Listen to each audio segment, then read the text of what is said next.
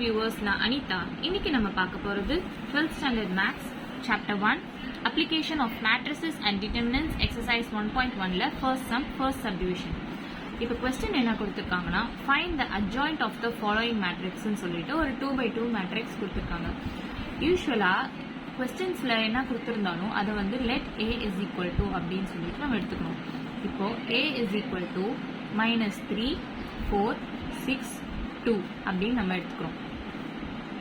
Adjoint கண்டுபிடிக்கணும் அப்படின்னா ஒரு 2x2 மேட்ரிக்ஸ்க்கு அட்ஜாயிண்ட் கண்டுபிடிக்கிறதுக்கு நம்ம என்ன பண்ணணும்னா இந்த டயகனல் இருக்கு இல்லையா, இது வந்து பிரின்சிபல் டயகனல் அப்படின்னு சொல்லுவாங்க. இந்த பிரின்சிபல் டயகனல்ல